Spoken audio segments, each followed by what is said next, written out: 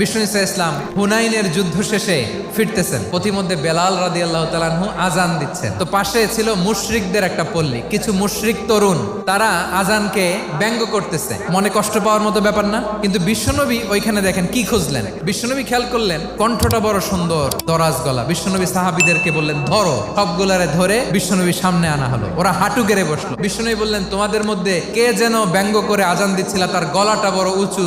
আবু মাহজুরা বলে আমার বন্ধুরা সবাই আমার দিকে আঙ্গুল দেখায়। আবু মাহজুরার মাথায় হাত দিয়ে বললেন এবার আজান দাও দেখি। আবু মাহজুরা বলে আমি তো আজান দিতে জানি না। বিশ্বনবী বললেন তাহলে আসো আমি তোমারে শিখাই দেই। বিশ্বনবী একটা বাক্য পরে, আবু মাহজুরা পরে, বিশ্বনবী পরে, আবু মাহজুরা পরে। আবু মাহজুরা বলে এক একটা বাক্য পড়ি আমার কলিজাটা গলে ঠান্ডা হয়ে যায়। বিশ্বনবীর সাথে দাঁড়িয়ে উনি শাহাদা পড়ে মুসলমান হয়ে গেলেন। বিষ্ণু ইসা ইসলাম বললেন যাও আবু মাহজুরা, আমি তোমাকে পৃথিবীর শ্রেষ্ঠতম মসজিদ মক্কার মসজিদুল হারামের মুয়াজ্জিন হিসেবে অ্যাপয়েন্ট করে দিলাম।